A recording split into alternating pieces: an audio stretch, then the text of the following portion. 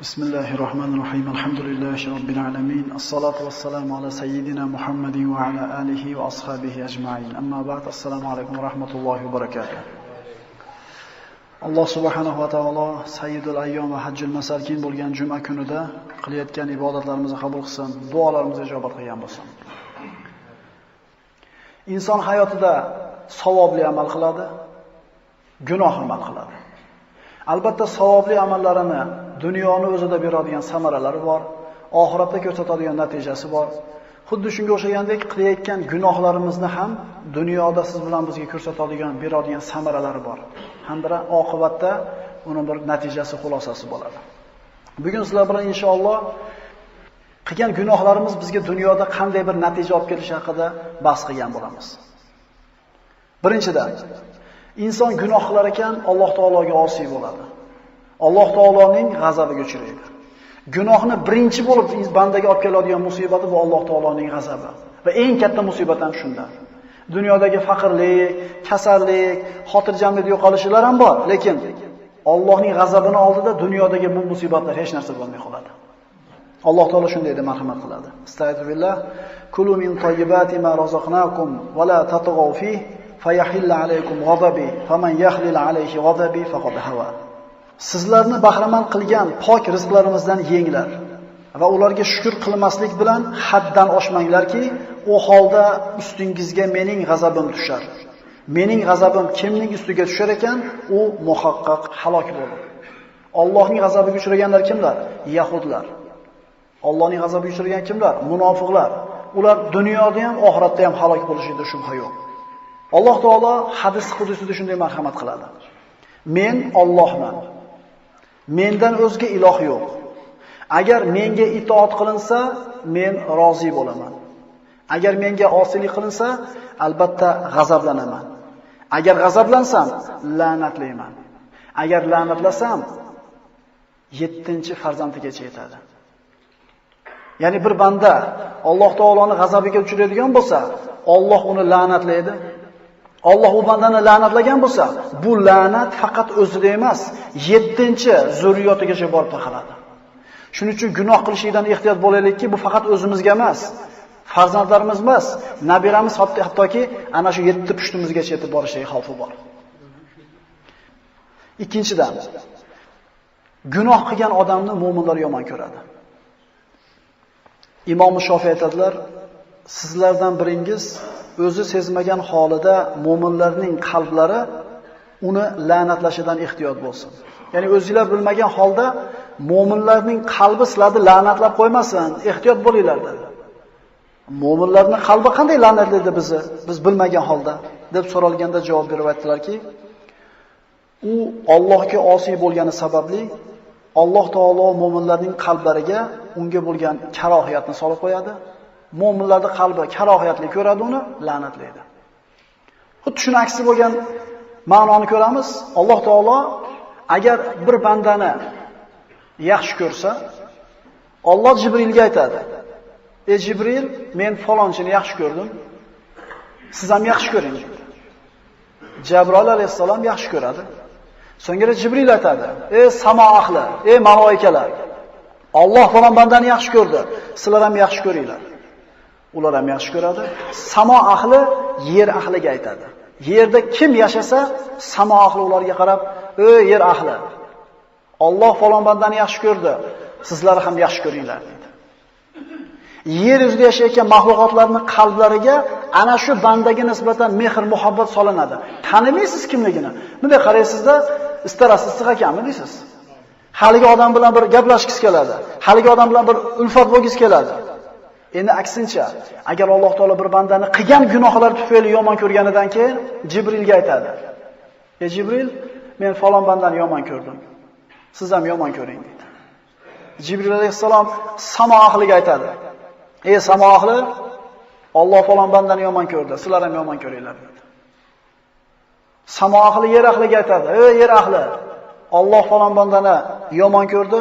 Sizlar ham yomon ko'ringlar" deydi. Qarabsizki, tanimaysiz, bunday qaraysiz, yoqmaydi hali odam, qo'y deydi, yoqmayapti menga. Demak, gunoh qilgan bandani Allohning g'azabiga qolishligi hamda mu'minlarning karohiyatiga qolishligi bor. Uchinchidan, gunohkor banda gunohni ko'p qilgan kishiga yetadigan uchinchi narsa bu rizqidan mahrum bo'ladi. Inson boshiga tushib kelayotgan rizqini, barakotini qilgan gunoh tufayli yo'q qilib oladi. Endi gunoh qilsa rizqi bo'lmaydi desa, biram kofirlar zo'r yashayapti deysiz. Rizqi yo'q bo'lib qolmaydi. Rizqining barakoti olib qo'yiladi. Kimdan? Gunoh qilgan bandadan. Imom Taboloniydan keltiriladi, Nabiy sollallohu alayhi vasallam aytadilar, albatta Ruhul Qudus menga shunday bildirdi. Nafs o'z rizqini to'liq olmagunicha va ajali yetmagunicha vafot etmaydi. Alloh taolodan taqvo qiling hamda rizqingizni chiroyli suratda talab qiling. Rizqni sekin kelishi sizlardan biringizni gunoh bilan rizqni shoshiltirishlikka sabab qilib yetalab qolmasin. Ya'ni rizqing tugamaguncha, ajaling kelmaguncha o'lmaysan.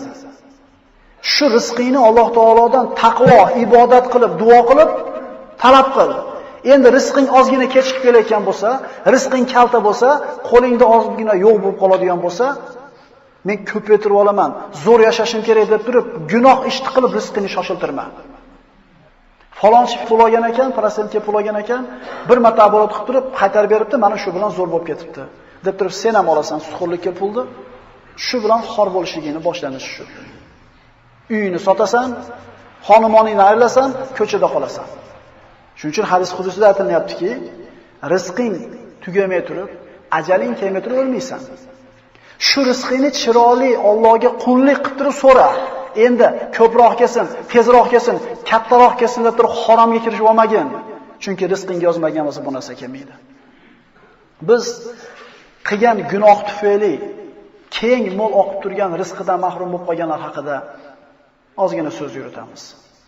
Hammamizga ma'lum bo'lgan Qalam surasida bog' egalarining qissasi keladi. Xulosasi, bir solih kishini katta bog'i bo'ladi. Hali bog' mevasi nihoyatda bir barakotli, serob. Har yili meva pishgan paytda bu mevani, bog'ning mevalaridan kambag'allarning haqqini beradi. Bu solih kishi vafot qilganidan keyin bog' ana shu o'zining noqobil farzandlariga qoladi. Bolalarning qo'liga qolganida ular aytishdiki, otamiz bu bog'ning mevalarini kambag'allarga berib bekardan isrof qilardi. Biz bermaymiz deydi. Hali bermagani yo'q. Bermaslikda niyat qildi. Hali qilmadi-ku deysiz-ku. Niyat qilishdi. Ertalab saharda borib mevani uzib olaylik, kambag'allar eshitib qolib, haqqini talab qilib kelmasin deb pichir qilib ertalab turib borishdi. Ular borguncha tunda bir olov kelib, bog'ni bir aylanib, bog'ni kuydirib tashlagan edi. Ertalab borishdi, bog'ni yo'qligini ko'rib adashib qolibdi shekilli.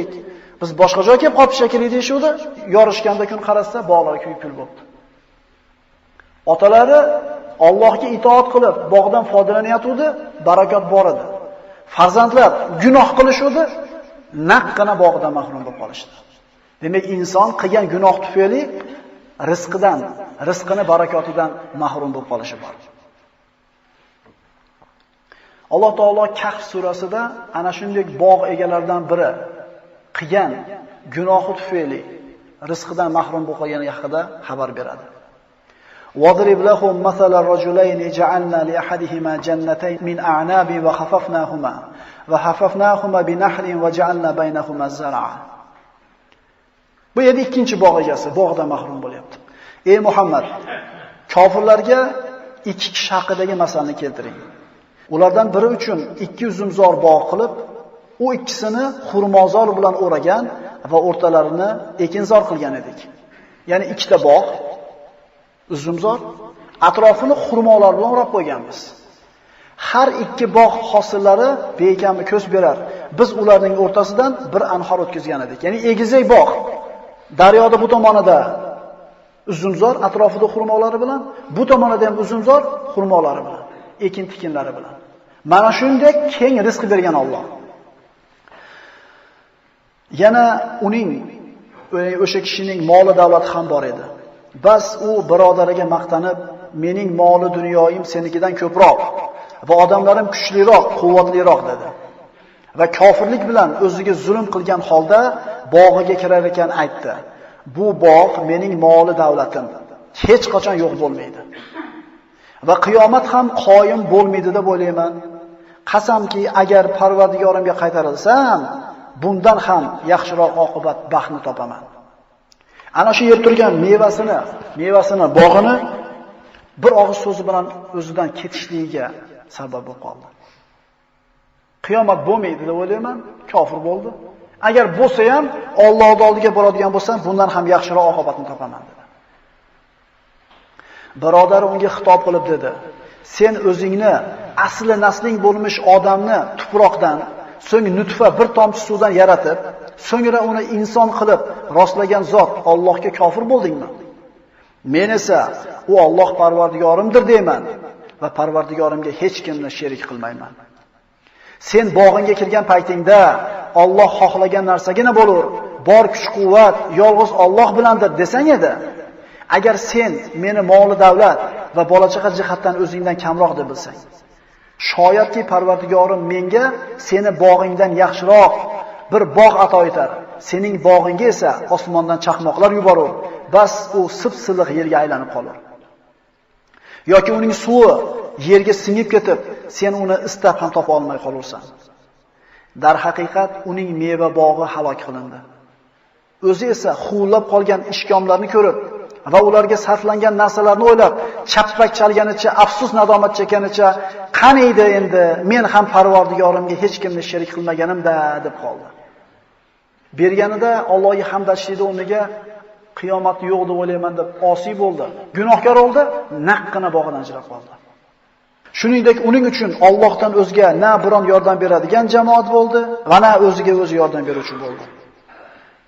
Demak, inson o'zi qilayotgan gunoh tufayli boshiga kelayotgan rizqining barakotidan mahrum bo'lib qolishligi bor. Gunohni kamroq qilaylik.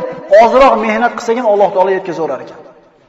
Chunki asosiy ko'chada yurib qilayotgan ishimiz rizq topishmi o'zi? Ko'chaga chiqishdan maqsad rizq topishmi? Rizq topishlik bo'lsa gunohni kamroq qilaylik. O'zimizga rahmimiz kelsin.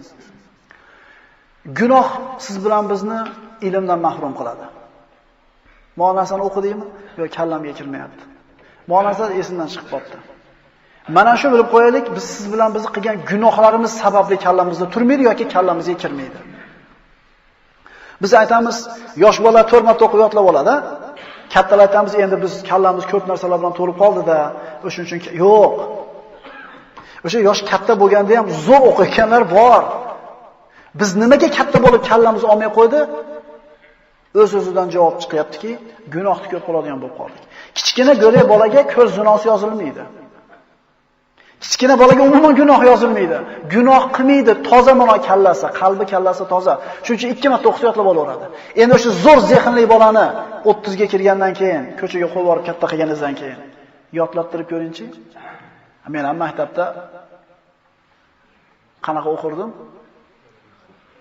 Men ham shu maktabga ketishni yotlab qo'yardim. Inson gunohi tufayli ilmdan mahrum bo'ladi. Imom Shofiyga Imom Malik aytadiki, Alloh sizning yuzingizni ilm bilan munavvar qilibdi. Bu nurni ma'siyat sababli so'ndirib qo'ymaydi. Imom Malik Imom Shofiyga Alloh sizning yuzingizni ilm bilan munavvar qilibdi, ilm beribdi. Endi gunoh qilib shu nurdan mahrum bo'lib qolmaydi deydi. Qaranglarda, yoshligida 10 pora, 20 pora, 30 pora Qur'onni yodlab qo'yib turib bolalar. Keyin dunyo tijoratga kirib ketib turib, 1 yil 2 yil yurgandan keyin o'sha Qur'ondan kallasida qancha narsa qolyapti. Agar ukalar Qur'on o'qiyotgan bo'lsak, diniy bilimlar olayotgan bo'lsak, kallamizda qolmayotgan bo'lsa, chiqib ketayotgan bo'lsa, bu siz bilan biz qilayotgan gunohlarimiz sababli ilm turmaydi bizda. Demak, xulosa gunoh insonni ichidagi ilmni haydab chiqaradi tashqariga. 5-dan bizni qilgan gunohlarimiz boshimizga musibatlarni, balolarni olib keladi. Ali ibn Abi Talib karramallohu vajhiga shunday dedilar: Balo faqatgina gunoh sababli tushadi. Balolarni faqatgina tavba qaytaradi. Musulmon odamning oyog'i qayrilib ketishligi, bitta oyog'iga tikanni kirishligi bejiz bo'lmaydi. Qilgan gunohlarimizga Alloh taolaning bergan mukofoti, bu Alloh yaxshi ko'rgan bandalariga qilgan gunohiga o'rnida jazo beradi, oxiratga qolmasin deydi. bizni boshimizga nima kun kelsa, o'zimizni qilayotgan gunohlarimiz sabab. Qarang, gunoh qancha narsa olib kelyapti bizga. Payg'ambarlar tarixiga murojaat qilamiz. Yunus alayhissalomni Alloh taolo Naynavo ahliga payg'ambar qilib yubordi. 100 mingdan oshiqroq xalq. Ularga da'vat qildi, ular osiy bo'ldi. Qavmingizga dedi Alloh taolo ogohlantiring dedi. 3 kundan keyin balo keladi agar iymon keltirishmasa. Yunus alayhissalom omonatni yetkazdi. Qavm masxara qildi. Shunda Yunus alayhissalom payg'ambar bo'lishiga qaramasdan qavmini Allohning ruxsatsiz tashab chiqib ketdi. Gunoh qildi, baliq yutib tashladi. Endi baliq qonida suvga tushib ketdi. Qavmga Yunus alayhissalom aytgan 3-kun keldi. Ustlariga qop-qora bulut ichida balosi bilan, chaqmoqlari bilan qavmning ustiga kelib to'xtadi. Balo keldi. Yunus payg'ambar yo'q alayhissalom. Qavm Allohga duo iltijo qilishdi. Duo iltijo qilishdi, Alloh taolo bu baloni ular ustidan qaytardi. Inson qilgan gunoh tufayli balo keldi, baloni duo qaytardi. Yunus alayhissalom ham Alloh taologa duo qildi, baloda qonidan chiqdi. Demak, boshimizga kelayotgan balolar qilgan gunohlarimiz tufayli bo'ladi. Alloh taolo aytadi: "Qani endi biz halok qilgan qishloqlar ichida biron qishloq ahli o'z payg'ambari aytgan azobni sezgan vaqtlarida iymon keltirsalar edi. Albatta iymonlari foyda qilgan, ya'ni halok bo'lmagan bo'lar edilar. Faqat Yunus qavmigina shunday qildi." Hech qaysi qavm balo kelib halok bo'lgan qavm balo kelganda qilgan tavbasini Alloh qabul qilmagan. Faqat Yunus alayhissalomning qavmining ustiga balo keldi, tavba qildi, qabul qildi. Faqat Yunus qavmigina shunday qildi. Iymon keltirishgach, ulardan hayoti dunyodagi rasvolik azobini ketkazdik va ularni ma'lum bir vaqtgacha, ya'ni o'z ajallari bilan vafot etgunlaricha foydalantirdik. Xulosa, gunoh ustimizga balo musibatlarni olib keladi. 6-dan, gunoh biz ustimizga nima olib keladi? Vahshat, Alloh taolodan uzoq bo'lishlikdir. Bir banda gunoh qilsa, qalbiga bitta dog' tushadi degan payg'ambarimiz sollallohu alayhi vasallam. Tavba qilsa hali gunoh o'chirilib ketadi. Gunoh qilmaydigan odam yo'q. Tavba qilmaydigan odamlar bor. Yana bitta banda gunoh qiladi, tavba qilmaydi, bitta dog' tushdi. Yana gunoh qiladi, tavba qilmaydi, dog' tushdi, dog' tushadi-da qop-qora bo'lib qoladi bu qalb. Yaxshi so'z ham kirmaydi, yomon so'z ham kirmaydi. Alloh o'zini bandalarini maqtab nima deydi? Faqat Alloh nomi zikr qilganida qalblarga qo'rqinch tushadigan, uning oyatlari tilovat qilinganida iymonlari ziyoda bo'ladigan va Parvardigorlarigagina suyanadigan kishilar haqiqiy mo'mindirlar. Endi qalbi qorayib ketgan kishi Allohning so'zini aytsang ham, jannatni do'zaxni gapirsang ham, eslatma bersang ham foyda qilmaydi. Chunki uni qalbi qotib qorayib ketgan. Demak, keyingi musibati gunohni Alloh taologa yaqin bo'lishini yo'lini topolmaydi. 7-dan, inson gunoh qilar ekan, odamlarning ichida o'zini oila a'zolarining ichida yashashiga qaramasdan o'zini yolg'iz his qiladi. Hukmronlardan biri shunday bir so'zni aytadi. Nihoyatda bir ajib so'z. Men deydi, qilgan gunohimni ta'sirini deydi. Qilgan gunohimni ta'sirini xotinimda, farzandlarimda va minadigan ulovimda ko'raman deydi. Gunoh qilsam xotinim quloq solmay qo'yadi. Bolam qo'pol muomala qilishni boshlaydi, markabim buzilaveradi deydi. Hada mashinamiz buzilaverganigacha ustaxonaga yurib, zapchastdan aytib topavermasdan o'zimizga bir qarab qo'yaylik-da. Bu olimning so'zi nihoyatda bir e'tiborli so'z. Gunohni ko'p qilsam, xotinim gapga kirmaydi, bolam qo'rqinlab beradi, ulovini nima qiladi, hunar qilaveradi deydi. Gunoh qilmaydigan odam yo'q, faqat tavba qilmaydigan odamlar bor oramizda. Gunoh qilib tavba qilgan odam gunoh qilmagandek bo'ladi. Agar nima qilsa, tavba tazarru qilsa. Shuning uchun hayotda xotirjam bo'lishligi, hayotning shirin bo'lishligi gunoh qilmasligimizga bog'liq. Biz hayotimizda farovon bo'lishligi faqat pulga taqaydigan bo'lib qo'yganmiz-ku. O'sha dunyosi ko'p odamlar ham zo'r yashab olmaydi. Agar gunoh ko'p bo'lsa. Va aksincha, gunohni ozroq qilib istig'forni ko'paytiradigan odam faqir bo'lsa ham zo'r yashaydi. Sahobalarning ko'pchiligi kambag'al bo'lgan. Rasululloh sollallohu alayhi vasallam faqir bo'lganlar.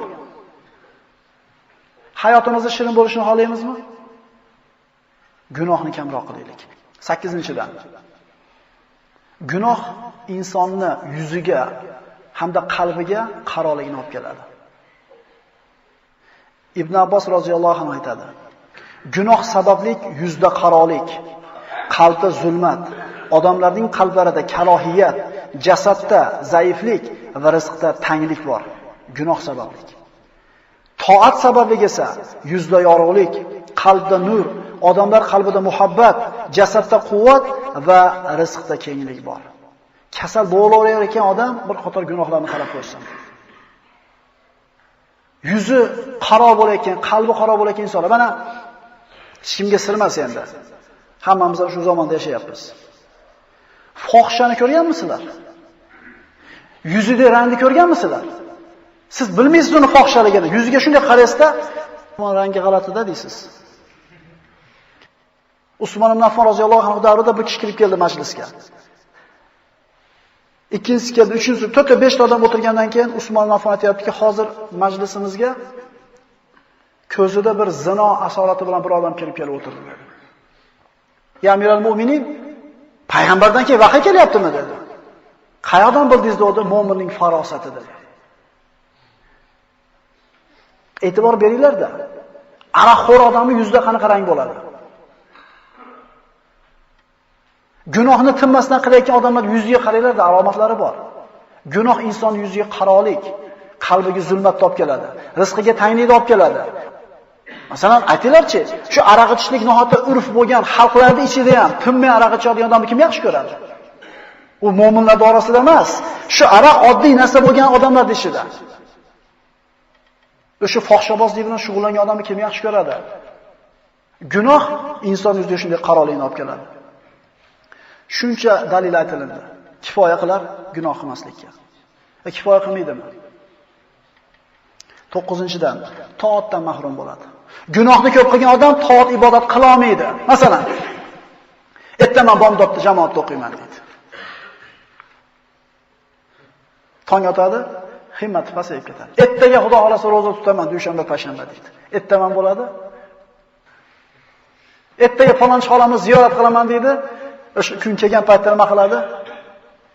Keyin juma ziyorat qiladi deydi. Alloh taolo bir bandani qilgan amalini qabul qilganini faqat o'zi biladi. Lekin ulamolar aytadi, ba'zi bir alomatlari bor, shu qilgan amalini qabul qilganligini bilish mumkin shu alomatlaridan. Shulardan bittasi bugun 10 marta subhanalloh deyishga qodir bo'lgan bo'lsa, ertasi kuni 20 taga qodir bo'ladi. Mojuma 10 so'm tashagan bo'lsa masjid etagiga, keyingi juma 20 so'm tashalaydi. Ya'ni bugungi qilgan ishingizdan ertaga qilayotgan ishingiz ko'paygan bo'lsa, savobli amallaringiz kuchayayotgan bo'lsa, demak amalingiz qabul bo'lyapti. Endi biz-chi? Ertadan boshlayman, bo'ldi. Ertadan xulosa bir paradan o'qiyman, 30 kunda Qur'onni boshlab yetkazmaganlar bormi oramizda bu yil Ramazonda? Albatta bor. Himmat zo'r bo'ladi. Men shu kunda bir paradan o'qisam, qanday o'qiyaman? 20 minut o'tira olmayman, men o'tiraman deydi. 3 kun, 5 kun har kim o'zining nimasiga qarab to'xtatib qo'yaveradi.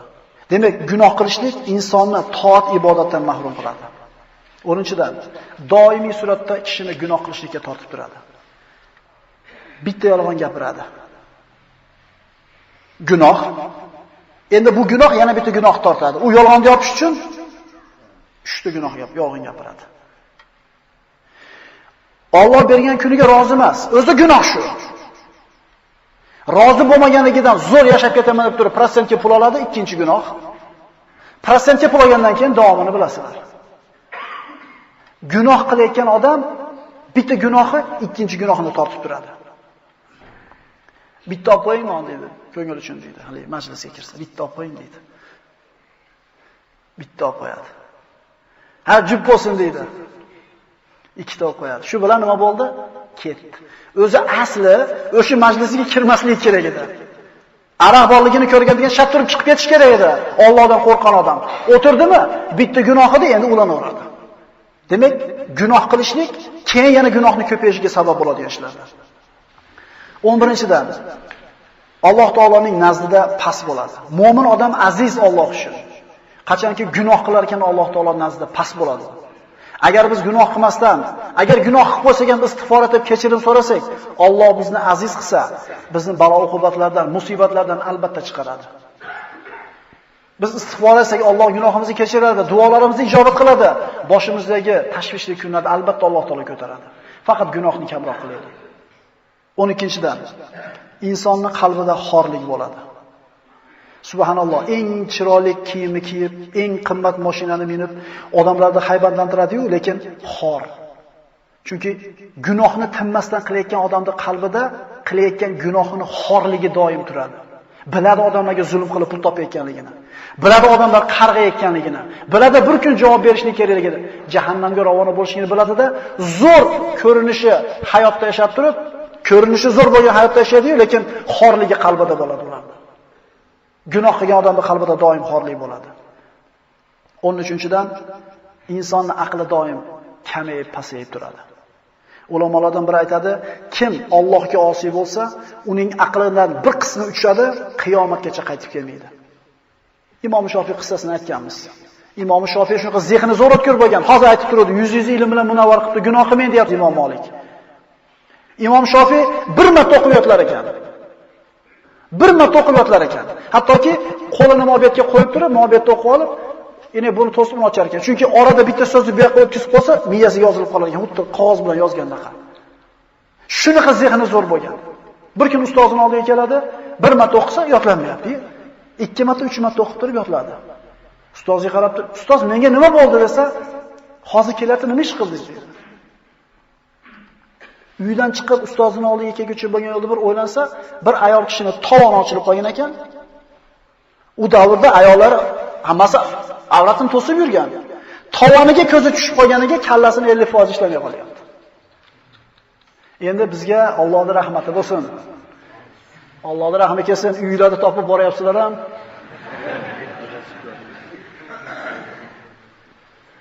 Gunoh insonning aqlini qisqarishiga, aqlni pasayishiga sabab bo'ladi. Gunohni ko'p qilar ekanmiz, aqlimiz pasayaveradi. Aqlimiz pasayaveradi, aqlimiz pasayaveradi. Gunoh shumlik hamda musibat olib keladi. Alloh taolo shunday Qur'onda marhamat qiladi. Zohiral fasadu fil barri val bahri bima kasabat aydin nas liyuziqahum ba'dallazi amilu la'allahum yarji'un. Odamlarning o'zlari qilgan qilmishlari sababli quruqlikda ham, dengizda ham turli ofat balolar yuz berdi. Insonning qo'li tufayli quruqlikda ham, dengizda ham fasod tarqaydi. Ekologiya buzilayotgan bo'lsa, baraka ketayotgan bo'lsa, dehqonchilik bo'lmayotgan bo'lsa, hayvonlarga kasallik o'layotgan bo'lsa, Alloh taolo aytayapti, o'zingizlarni qo'linglar sababli bo'ladi. Gunoh sababli bo'ladi. Bu balo va ofatlar odamlar qilayotgan gunoh ma'siyatlaridan qaytishlari uchun ularga qilgan ayrim gunohlarining jazosini toptirib qo'yish uchundir. Qilgan gunohingizga jazo keldimi? Qayting deyapti. Qaytsangiz Alloh taolo afv qiladi, kechiradi. Gunoh insonni tili xiyonat qilishligiga sabab bo'lib qoladi. Tili qana qilib xiyonat qiladi? Inson mana shu tilini ikki og'iz so'zda aytib qo'yishligiga juda zo'r bo'lib turgan paytda til xiyonat qilib qo'yadi. Payg'ambarimiz sollallohu alayhi vasallam aytganlar, kimni ketar soatida oxirgi tilidan chiqqan so'zi la ilaha illalloh Muhammad Rasululloh bo'lsa, albatta jannatga kiradi degan Rasululloh. Bu til qurib ketgan, umr bo'yi gapirdi tinmasdan. Umr bo'yi pand bermadi. Umr bo'yi ishlab berdi yolg'onlarni gapirishlikka, yolg'on qasamlarga, g'iybatga, hazilga, shikoyatga. Endi ikki og'iz so'zda aytishlikka haqiqatan muhtoj bo'lib turgan paytida, o'lim soati yetgan paytda shahodat kalimasini ayting deyilsa, ayta olmayman deydi. Bilmaysizmi desa, bilaman, lekin ayta olmayman deydi. Alloh taolo ketar soatimizda shahodat kalimasini baralla aytishlikda hammamizga nasib qilsin. Innamal a'mol bil xavotim degan Rasululloh, amallar xotimasiga qarab o'lchanadi. Nimani ustida vafot qilsa, shuni ustida tiriladi degan payg'ambarimiz sollallohu alayhi vasallam. 15 ta gunohni sanadik. Allohning g'azabi. Gunoh tufayli mu'minlar yomon ko'rishligi, rizqdan mahrum bo'lish, ilmdan mahrum bo'lish, balolar yog'ilishligi, Allohdan uzoq bo'lish, yolg'iz qolish, qalbi yuzidagi qoralik, toatdan mahrum bo'lish, gunohga doim tortilib turish, Allohning nazdida past bo'lish, aqlni pasayishi, qalbdagi qoralik, gunoh natijasi, shumlik hamda tilning xiyonati. Gunoh mana shunday musibatlarni boshimizga olib keladi. Nima uchun tili aylanmay qoldi bu odamni? Chunki gunohkor. Amallarimiz sahifasini tavba bilan tozalaylik. Uni istig'for bilan to'g'rilaylik. Oppoq holatga keltiraylik. Qiyomat kunida amallarimiz bilan quvonaylik. Agar siz bilan biz aqlning rohatini, qalb kengligini, nafs xotirjamligini, jasad quvvatini, badan sog'ligini xohlasak, gunohdan ehtiyot bo'laylik. Agar yaxshi yashash xohlasak, gunohdan ehtiyot bo'laylik. Ofat, kasal, iztiroblardan omon bo'lishni xohlasak, istig'forda doim bo'laylik. Alloh subhanahu va taolo istig'for aytadigan bandalardan qilgan bo'lsin. Duolarimizni ijobat qilsin, amallarimizni qabul qilgan bo'lsin. Aqulu qawli hada va astagfirullohi li va lakum. Assalomu alaykum va rahmatullohi va barakatuh.